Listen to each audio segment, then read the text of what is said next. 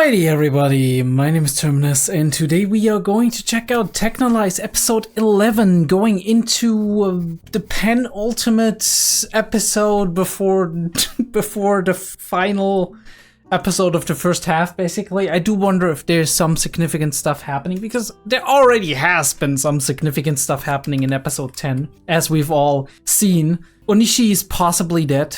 Yoshi is possibly dead. We have a lot of more, like, nuances on the mysteries that are going on in Lucas and related to the class, right? Like the class, basically, people of like divine status, and we have the city on the hill, basically, also, so, like, wondering if that's like a religious metaphor or if there's more to that. We do have Shinji running out there into nothingness and discovering who knows what. We still have our scientist lady in the background being like scheming and whatnot. I did forget her name, if she ever mentioned it. I don't quite, right? I know Doctor was one of the ways she got addressed, but don't exactly know her name. Maybe it got mentioned one time. Ichise seems to be more put together right now, and Ran is actively talking here and there. I mean, obviously we've seen her talk in episode 3 or something, but she talks far and few between, and we did have her a bit more active in the last couple of episodes, and a bit more steering things as well, supposedly. But we'll see, we'll see. If you do like my videos, by the way, like and subscribe, don't forget that. Check out my other stuff, Monster, for example, or also my like more recent stuff that I'm doing, Monogatari, ReZero, and other stuff that I possibly do. I've reacted to Over the Garden Wall, a little bit out of my comfort zone, but it's like Western animation, but we might be doing a lot, or not a lot, but a little bit more of Western animation in the months and years to come, so do feel free to suggest stuff to me. If you are a patron, I am always having an open ear or open eyes, basically, for any suggestions that are coming in regarding movie projects or other stuff. We have more or less been celebrating that it's now November, so officially this is like our 1-year anniversary, basically. Around mid-October to start of November, I started actually posting my first reactions on this channel, so it's very interesting. I might actually even do like a thought video at some point in time in the future, where I'm just putting down a couple of thoughts where I'm like, hey, right, when you're seeing this on YouTube, it's probably going to be end of November, so hello hello everybody. I do hope you went through November and you enjoyed it, despite some of the news that were coming in, right? American elections, German shit, that's like European stuff. Interesting, but yeah, let's not talk about that here, because we have enough political structure in Techhnolyze as it is, so let's get right into it. Let's check out this new episode of Techhnolyze, and hopefully it's gonna be an interesting one.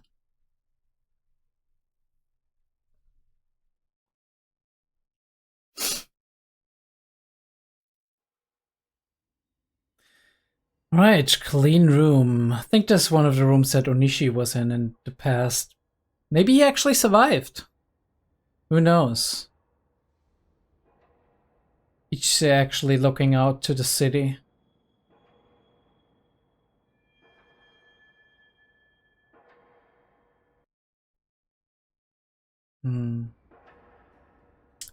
Ever since he met Ran, he's very fixated on her.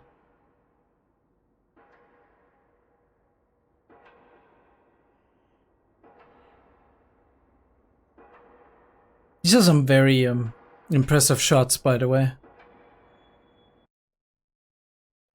Vagrant.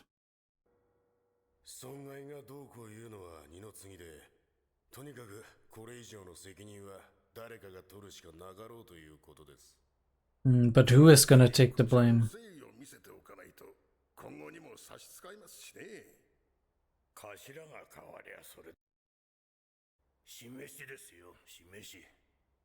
And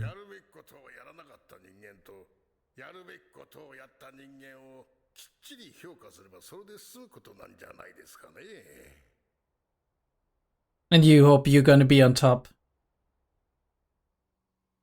というわけで結論は持ち越した。おめえの柄は俺が預かる。ご迷惑をおかけして。He survived. No, he actually was the most upstanding member of his organization, right? 町も組織もなるようにしかならねえ。はい。あの小僧が気になるか。あれもあれでなるようにしかならねえよ。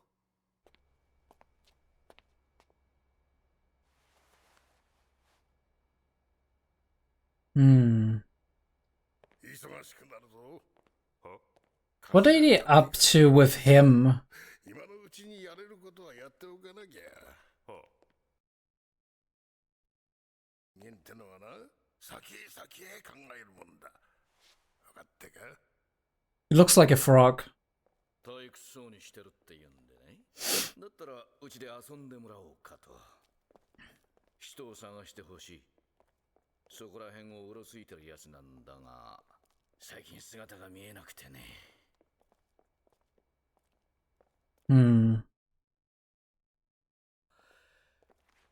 こいつを少し手伝ってやってくれ。それだけでいい。Hello?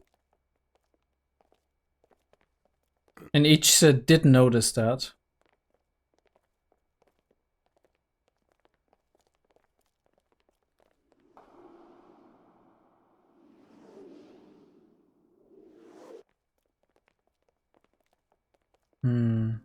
What is that about?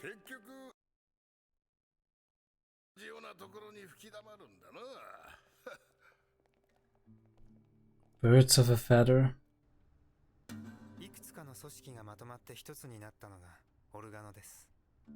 Yeah, we gathered that much. But... Okay.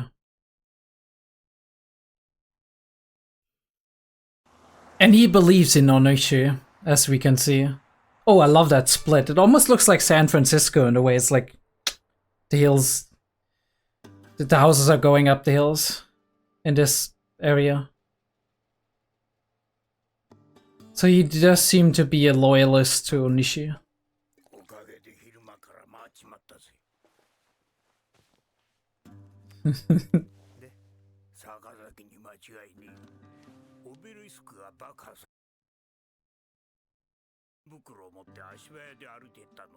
Ooh, that was the guy. That was the guy. Okay. So the obelisk got blasted, but what significance does it have?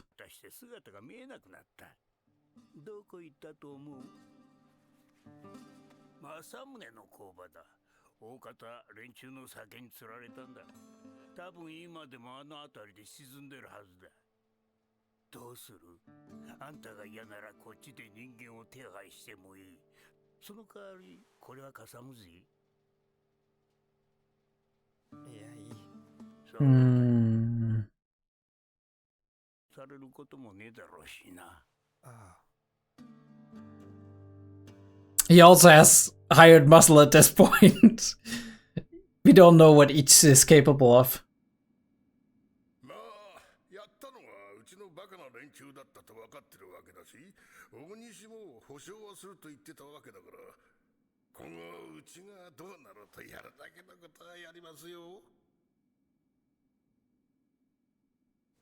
They don't really like him, do they?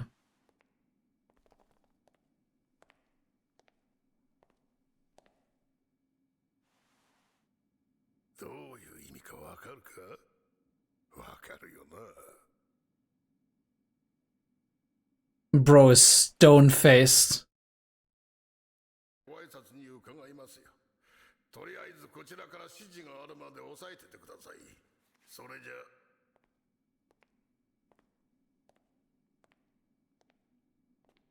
And so they offer compensation for their arson.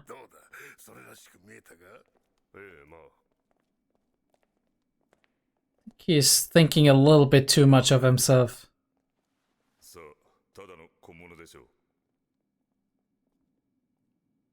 Yeah, they don't respect him. That's the problem. Ooh. Interesting scene. It feels almost sweltering, right? Like heat emanating from all of the light parts. Feels a lot more vivid than what we've seen so far with the washed out colors.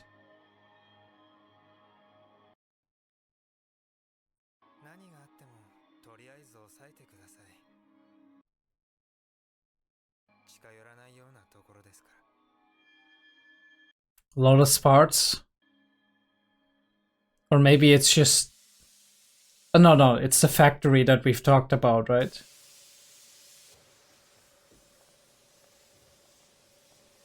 Seems to be like a distillery, right? Or a refinery.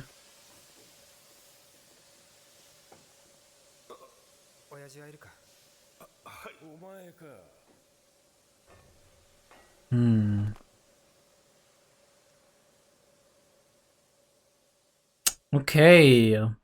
Interesting. They seem very different, the two of them, but...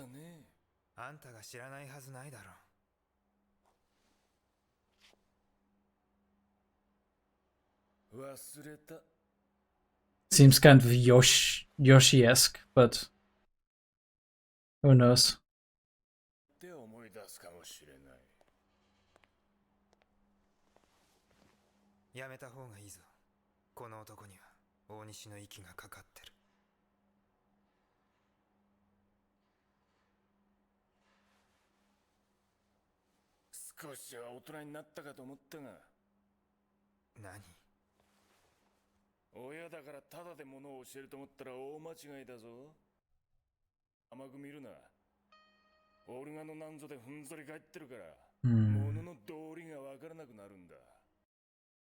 Swaggering.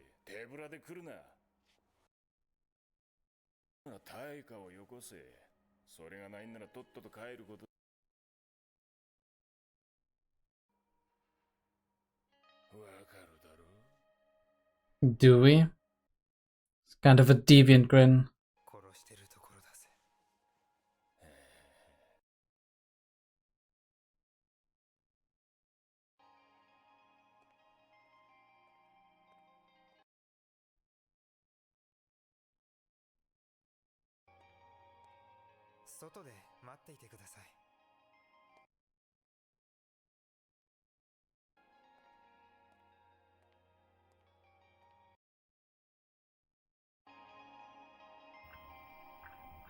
Yeah, I thought so. Does wait, is everybody here terrible as fuck? Holy shit.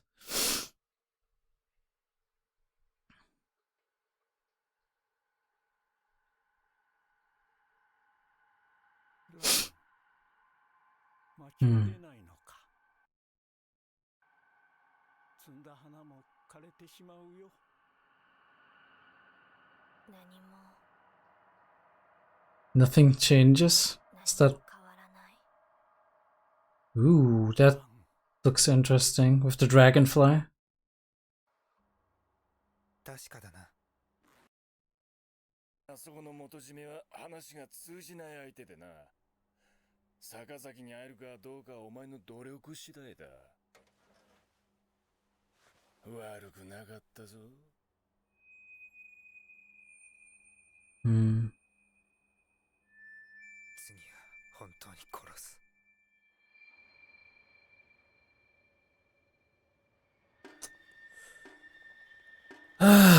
That is so many layers of fucked up.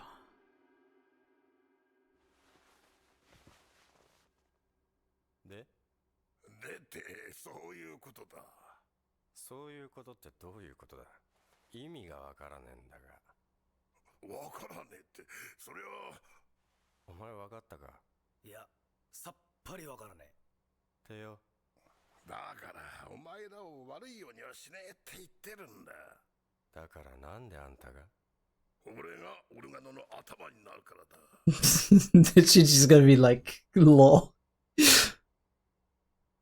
You serious?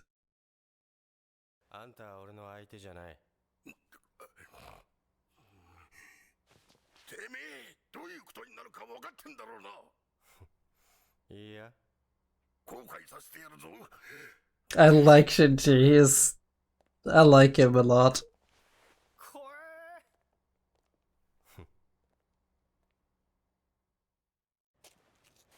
Nobody respects him. That's interesting.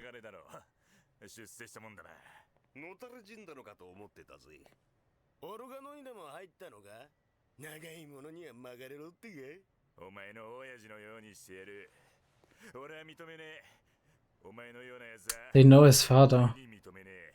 育成のせがれが俺よりいい暮らしができるわけがねえ。俺もお前らのような連中は認めない。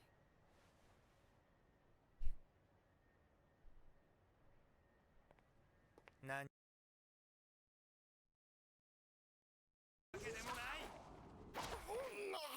成り上がろうとする連中の足を引っ張るだけ。クズが。離せ離せ。Interesting. てめえ。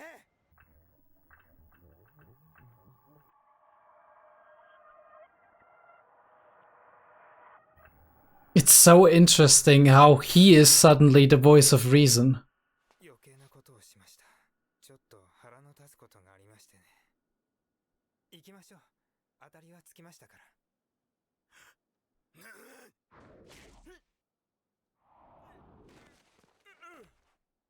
I mean, he saved you, bro. Like, I'm sorry, but you had that coming. とにかく嫌で仕方なかった。Hmm. ひがむだけで何もしない連中と一緒にいたくなかったんです。子供だってことも嫌だった。だから名前も。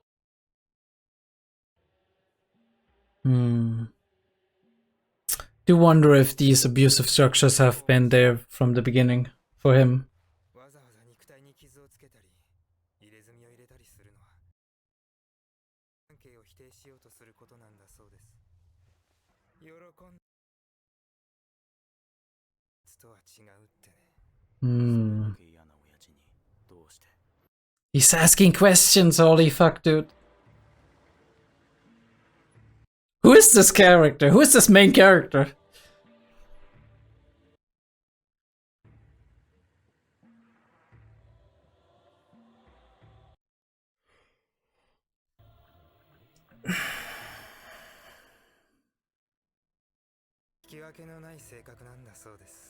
Hmm. 少しくらい暴れてくれても構いません。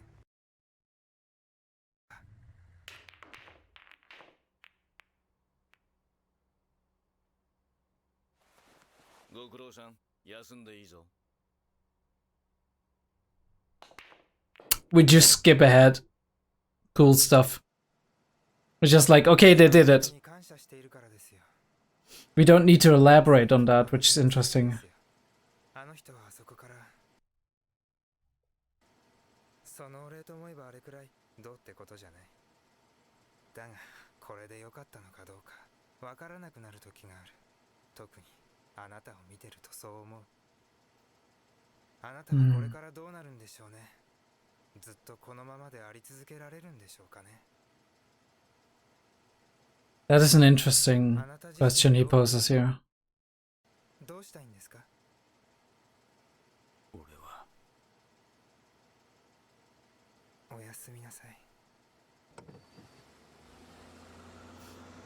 Rhetorical question. He doesn't want to know the answer necessarily. At least not now. 違いますか、おやっさん。クラスもどう出てくるかわからない。連合も羅漢もそうだ。一般市民だって不安なわけですよ。ここは頭をすげ替えてってことを示さなきゃダメです。賛成ですね。だろう？海は全部出し切った方がいいんじゃないでしょうか。Ooh, he meets him. He meets him. うちの若いのが塔を爆破したやつを捕らえましてね。そいつがこの中の誰かにそそのかされたと言ってるんですよ。Oh shit. The news is tightening.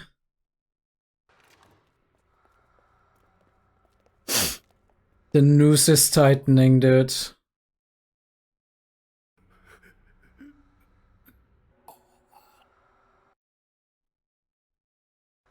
塔爆破したなおめえか。誰に言われてやった。指させ。 Is he gonna point at the wrong person?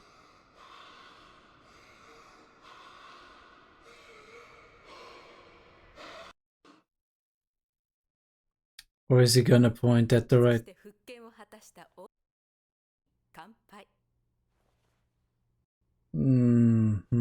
Alright, doctor.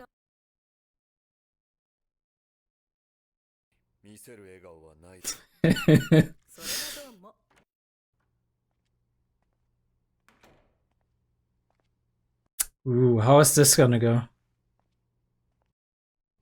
何の用だ。琥珀らからの電話。俺をあんた送るそうだ。お、それでいいのか。なら来ない。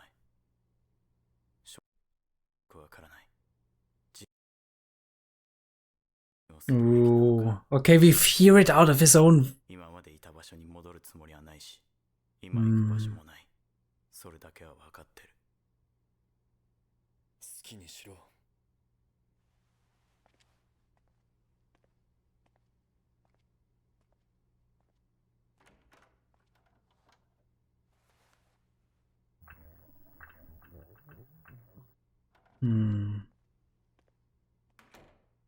That look back. どうしたの？あの子。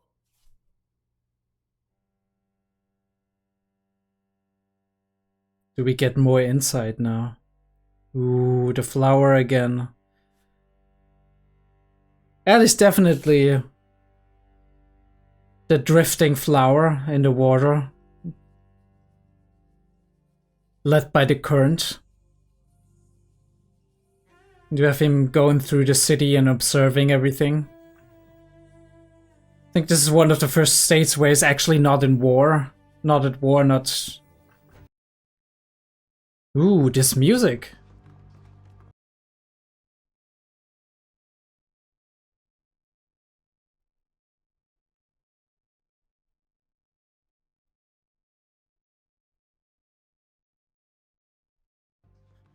Just running to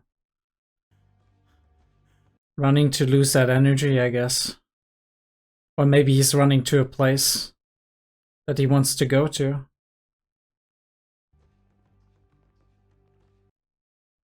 You're running after her, maybe? Or he did... No, he met her by chance. She knows where she's going.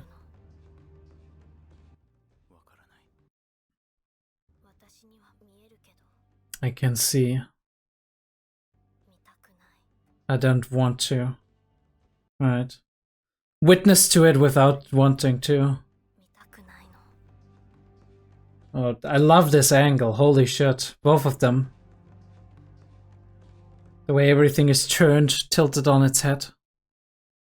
Ooh. That is very interesting because it feels very uncomfortable. More so than a Dutch angle would. And it's not like the meaning of like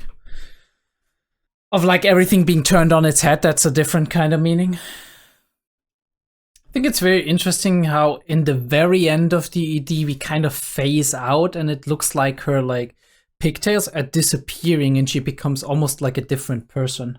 I do wonder if that has any significance. All right, let us very quickly, because I think I wanna watch the next episode. We watch one more, so we're probably getting like 2 weeks, one episode 9 and 10, one episode 11 and 12, and then maybe we do a week pause, so sorry about that, but probably, right? Probably there's gonna be a week pause in there somewhere. Alright.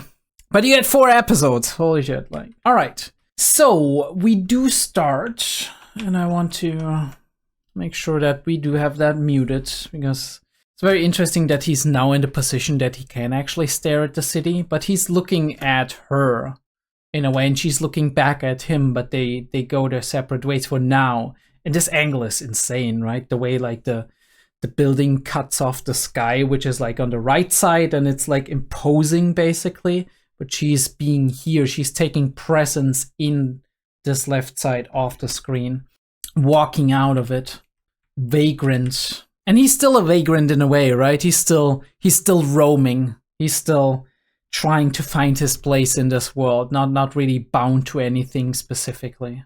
We do have a lot of scheming going on, right?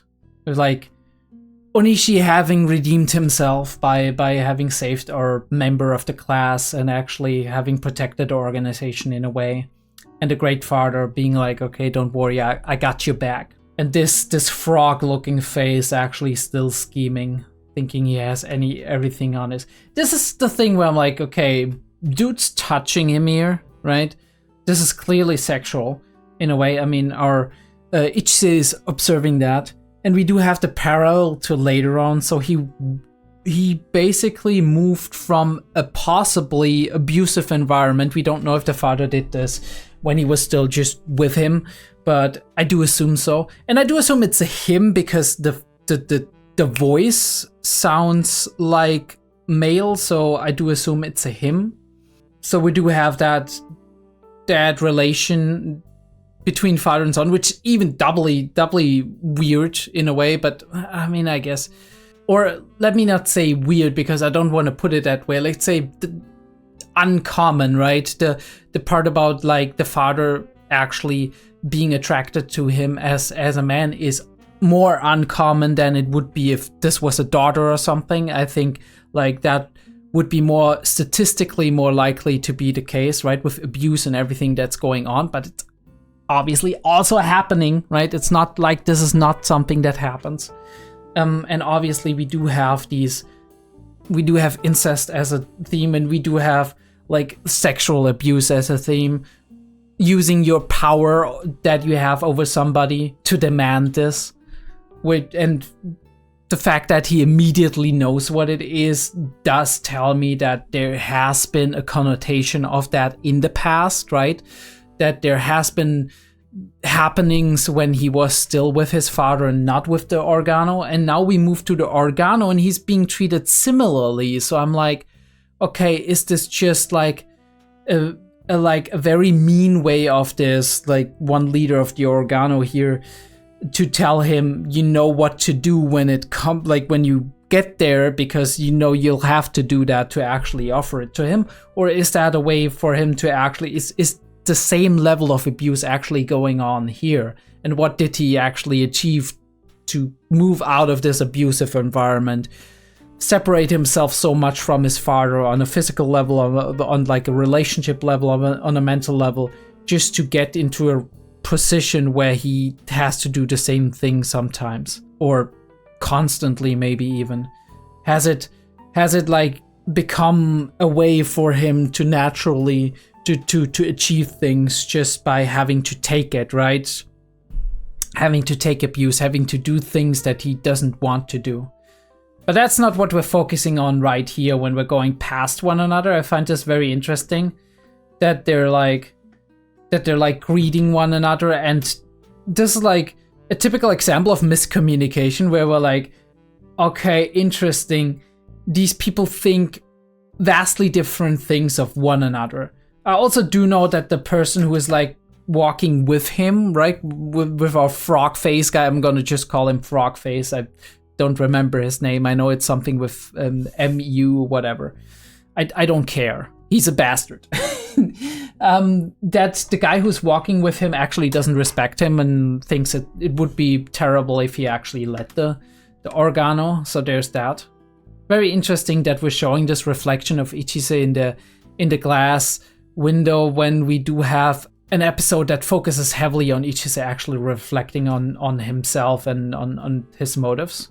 We explain a little bit how the Organo were made up and how he believes fundamentally, I don't know how he's called, right, our companion here, how he believes fundamentally, at least he expresses that in the subtext, that he believes in Onishi and his ability to actually hold everything together properly. We do have a little bit of like dealing with one another, right? I put money into your pocket, you give me some information and all of that. And we go to that site, right? It's this construction site, basically. And this is where we have a meeting with the leaders of the Salvation Union, and he's like, don't worry about it, right? You'll get compensated. Onishi says that and whatever. No matter what happens inside our organizations in the near future, we'll do whatever we can. And he's like being all like, I'm the big boss and whatever, and getting in his face and thinking he has the power, right? He's like all the way in his personal space. Like, this is a sign of disrespect, basically, but also a sign of like, I have the upper hand here. You do what I tell you to, right? Pat the head and whatever. Do you understand? Bro doesn't move a muscle. He has the best poker face out there, especially with like the super cool glasses and whatnot. So he's like, anyway, see you soon. And then bro is like, wait, who was that? And the other one is like, must be one of like the unimportant dudes, right? This is like, what was that? He's like, must be some small fry. And I absolutely love it because nobody fucking gives a shit about you, dude. Nobody gives a shit about you.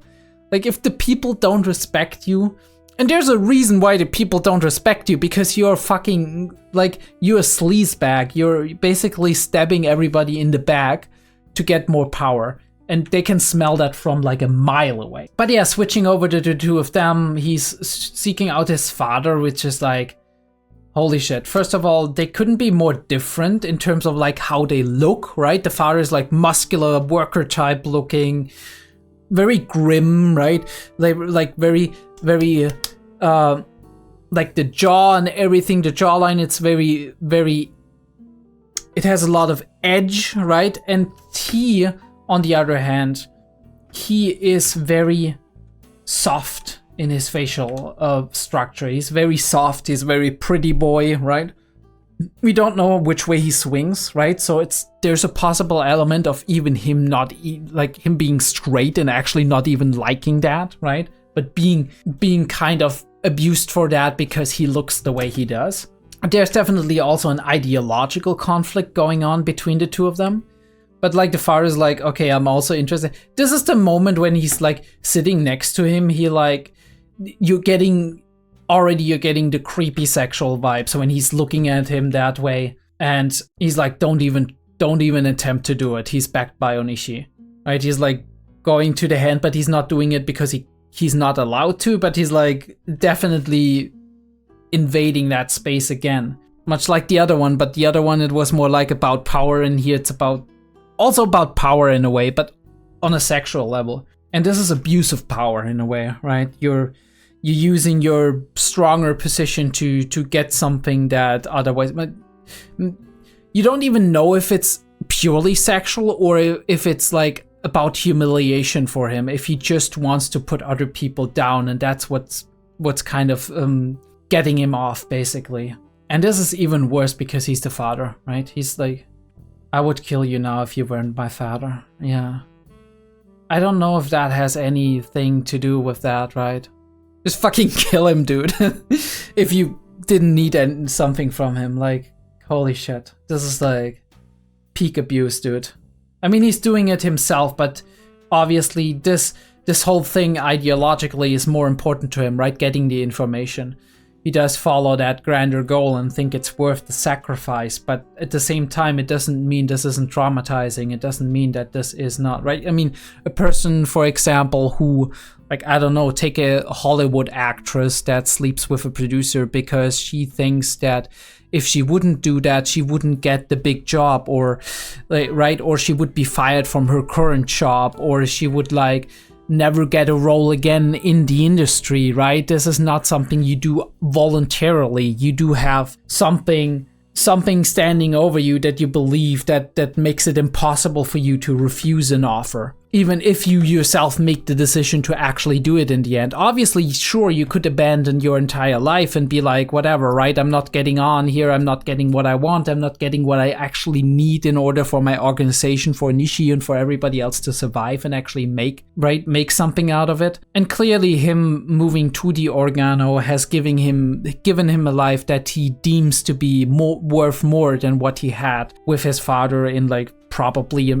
most likely an abusive relationship. So definitely, at least in his subjective view, this organization that he belongs to now and the way he exists within it seems to be vastly preferable to what he had before. It's very interesting how Ichi's always like quietly witnesses these things. I don't know who this guy is. Maybe he's one of those like sages or whatever. He's like talking to Ran and he's like, don't you go into the city, your flowers are gonna wilt. Your flowers are gonna wilt. Is that a metaphor for like the people you've been interacting with, right? That you've like contacted with? They're gonna be lost without you. Is that the metaphor here? I don't want to see this. Not whether you can see Sakasaki or not will depend on how well you do. Yeah, I mean, we're doing the observation. We're trying to find out the dude, right? And I do love Shinji. I do love Shinji because he not for a moment he's buying what this other guy is actually putting down. He's like, you're gonna be the new leader of the Organa? Yeah, right. Yeah, right. Nobody respects you, dude. I don't respect you. I don't want you to be the leader. Onishi's still alive. And I think like even though he tried to do some kind of power play coup, this was more of an open thing for Shinji, right? And for Shinji it was more of like a challenge, like almost like a knight's duel it feels, when he crossed swords with Onishi, a youngster and young upstart trying to make his name, right? To claim more of his territory, to make a name for himself. And he respects Onishi on a deep level. So, and Onishi also told him he's not, right, he doesn't want Shinji dead. So there's that mutuality going on between the two of them, while he is just thinking he can just take over. And they're both like being very coy, being like, do you get it? I don't really get it. I don't get it. And he's like, I'll assure you, you won't lose anything. You're gonna be fine when I take over. And everybody's like, bro, that's funny. That's funny, dude. Get lost. You're not worth talking to. You're a fucking snake. I'm like, woo, sheesh. Scary, scary, scary. We have that little confrontation. Yeah, I don't want to spend too much time actually talking about it, but I guess there's like these three workers who used to know his father, supposedly. You're Ikuse's boy, right? Ikuse, okay. Doing quite well for yourself, and this is like and I do agree with, I don't know what he's called, like our pretty boy, who is saying like, these are people who are not striving for more than they actually have right now. All they do is complain about the life they live, but they don't do anything to change or to attempt to change that life. And they find more joy in putting people down who are better off than them, right? Like finding people to abuse who are better off than them, or people who try to become better, and to kick them down and receiving their pleasure from that, right? Their satisfaction from that, because that's the only way they feel they can have any power in life. At least that's how I'm explaining it to myself. That's how I'm like understanding that. That's what he's saying. That they are people who like could maybe try to strive for something greater. It doesn't mean they eventually reach it, but at the very least they can make an attempt, but they've given up basically because they think there's no way they could ever become something like that, right? And as such, they're not putting in the effort to actually do it.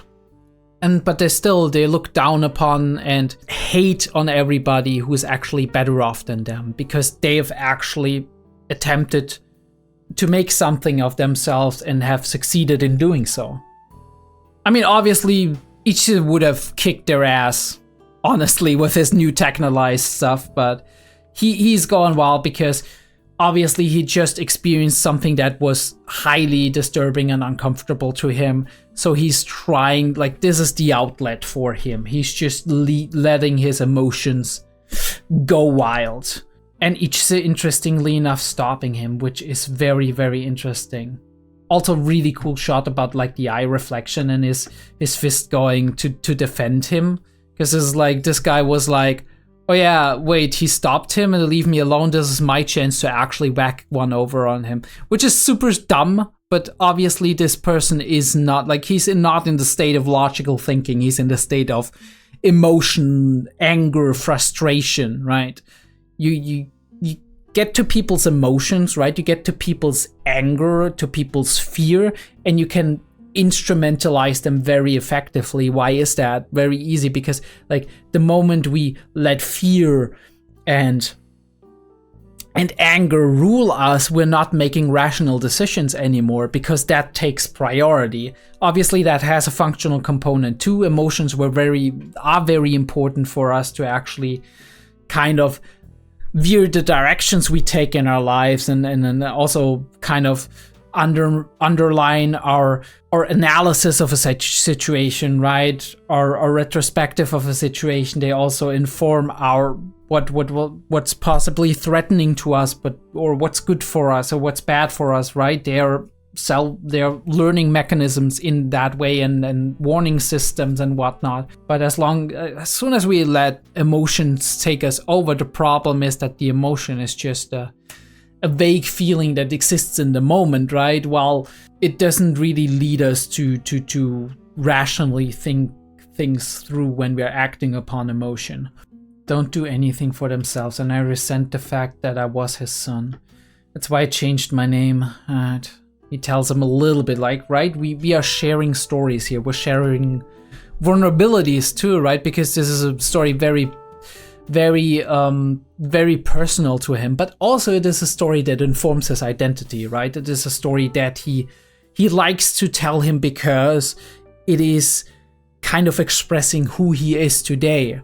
It's very interesting. They say that acts such as injuring one's own body on purpose and getting tattoos signify attempts to deny one's blood ties. Deny your identity. Although that feels like it's more like a talking point of somebody who is pure, like on the pure organic level, who's like, I never get technolyzed, basically. I couldn't have been happier to get technolyzed, right? This is his alternate view. People are like, oh no, that's unnatural, and you're breaking your blood ties, right? All of these things, right? You're just destroying your soul. Salvation Union has been a lot about soul and stuff like that, as proof that I was nothing like my father. So he's rejecting this, I guess, in his way, when he's rejecting his humanity in a way, or when he's rejecting his blood and flesh, his everything that's determined by his genes. It's kind of rejecting everything that connects him to his family, connects him to his abusive father. So it makes perfect sense, this reaction. You do have that a lot. You see that a lot in teenagers, even on like healthy teenagers and whatnot, where you do have this reaction, and it can be one of, broadly speaking, obviously, there's like very different nuances to that, but broadly speaking, it can be one of two reactions, which is one of the reactions is, I'm gonna embrace and walk in the footsteps of my parents, right? Father, mother, whatever. Or the other side can be, I reject everything that has to do with them, that ties me to them, basically. And that happens to a degree, right? In healthy teenagers, that is just a little bit of a refinement process where we kind of find our own identity, find our own goals, our own like ideals, our own morals, all of these things by kind of conjoining and contrasting with what our primary person of care, which is our parents most of the time, actually represent in the world, right? And see and have the worldviews they have and whatnot.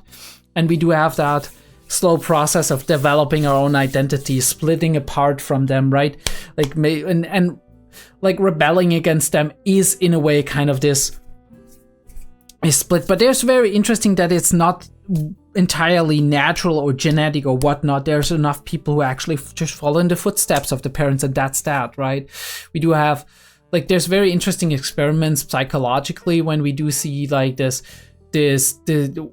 change from like a more community-based job system where everybody was just providing for everyone to like a more industrialized idea of work that came about during like the Industrial Revolution, when people actually started to work to earn money and then use that money to actually procure goods for themselves, as opposed to back in the day where everybody was just like farming and getting their own stuff, and then it's just like trading with like one another within the close-knit communities that they had.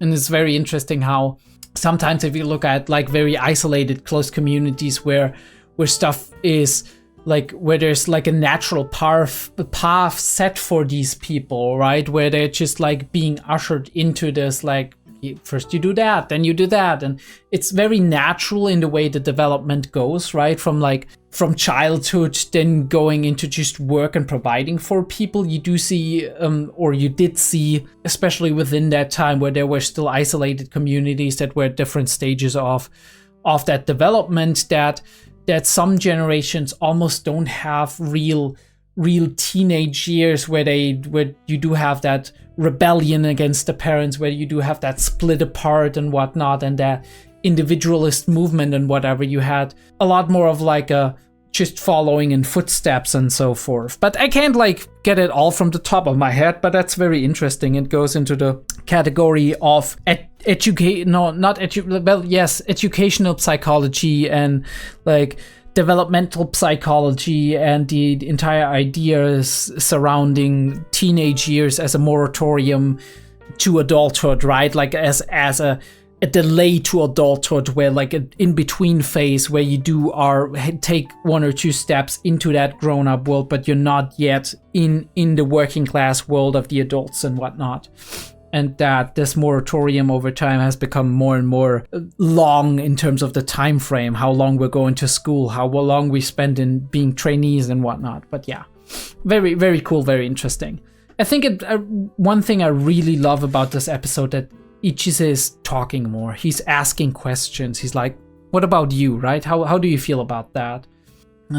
They both like they had some fight going on, and they're both like having a little, like, they don't grin, like they're just like looking mildly, I mean, he is looking mildly satisfied, while Ichise is just like, whatever, right? He's content. He's not satisfied, he's content. He's the one who rescued. Okay, who is the one? Onishi, right? No, Kuakura. Okay, and he's that one, but also who kind of touched him. Maybe that was consensual, I guess. Not sure. That's the answer to your question. He's the one who rescued me. Yeah. What I had to do today is nothing if I can repay him by doing so. Okay. Values that more, right? But sometimes I can't help wondering if the decisions I made were right. Yeah. Questioning yourself. Is this world I'm living in now worth it, right? Were the decisions I made right? I feel that way, especially watching you.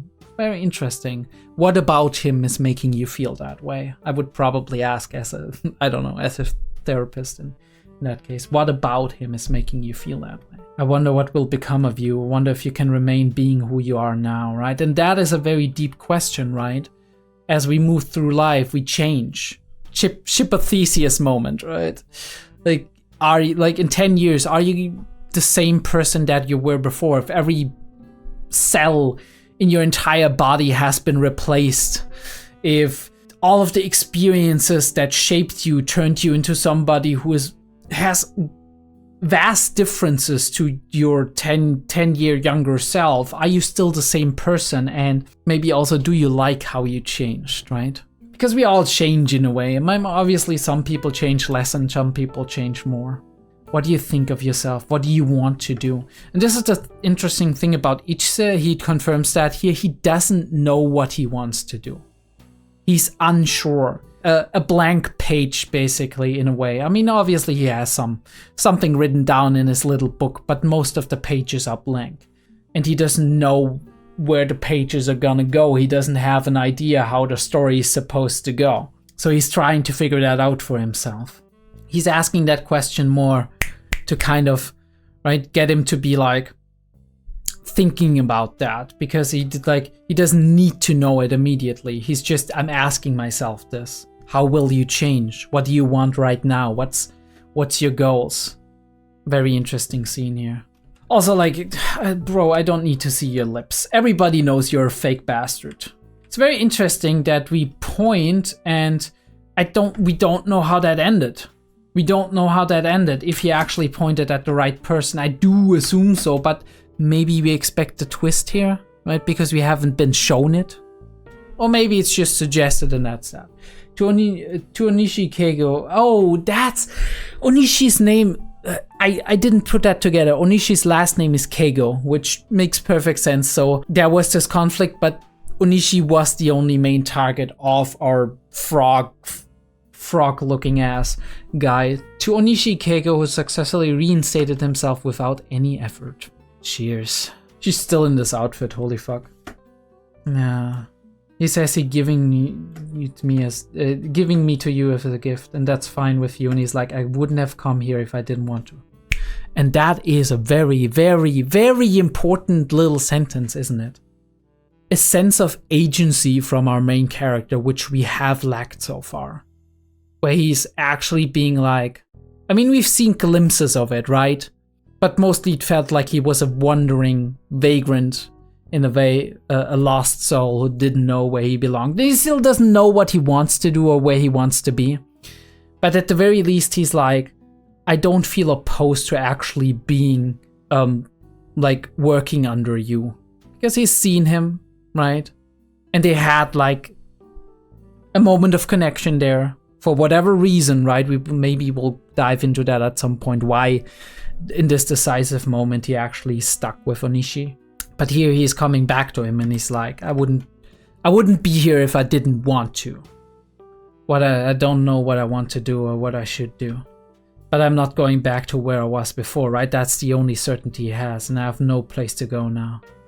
It's like kind of this way when he relates to a pretty boy, when he's like, I don't know, like, I don't want to go back to where I was, but do as you want, right? He's like, all right, I accept that. It's like, she's like, what is with this boy? And we were asking that. And again, the flower. And him wandering, right? Just wandering. Contemplating his life and everything. And we do see that for the first time purposefully shown. That this is what's going on inside of him. And he sees the flower and follows it. Maybe Ran has put down the flower, right? And we're like, okay, shit, she's close by, right? She's in town. And this is why he starts running. And he's finally found her at this point. And then we do meet again. He's like, oh, I love that shot too, right? Past him, right? With him out of focus and her in focus at the archway. You know, don't you? He's asking that. You know what's gonna happen. Or she's like, what do you want to know that for? And he's like, I don't know. I'm curious, I guess, right? I can see the future. But I don't want to. And we have everything around her in such darkness. And we do have that light passing on to her, and we do see the shadow she casts, right? It's almost like her being downcast in a way, like there's a very negative feeling association with that kind of like these black, like almost negative rays of light basically coming off of a character in anime. And then we flip, right? We don't flip it on its head because it's not something that is unexpected for us. But we flip it to make it feel foreign, to make it feel kind of uncomfortable and, right, almost lost, but poignant in a way as well. I don't want to see anything anymore, she says, right? Because nothing ever changes, right? Keep seeing is the same. And also, I don't want to see anything anymore. Maybe I don't want to see the future anymore as well. And then we flip over to the other side and show her in the same way we show him earlier, but flipped, right? And with the mask on, though, not with the mask off. Interesting. So I feel like, almost feels like this was a mask off moment for her, but maybe the mask on is kind of just to hide how much it affects her when she talks about that. I would also have that she was looking at him in just a second ago, and now she has her back turned towards him, which feels like she's hiding, or she can't like really talk about it if she faces somebody because that's too vulnerable, that's too open. But yeah, she walks away at this point. I mean, holy shit, interesting as always, right? Interesting as always. Techhnolyze Episode 11. Was it 11? I think it was 11, right? Techhnolyze episode 11. Hope you enjoyed that. Hope I can bring you more of those soon. More monsters too as well. Probably gonna drop a couple of those in very close succession. Maybe a couple of days apart from one another on Patreon. And then you'll get it over time on YouTube. I'll see you soon.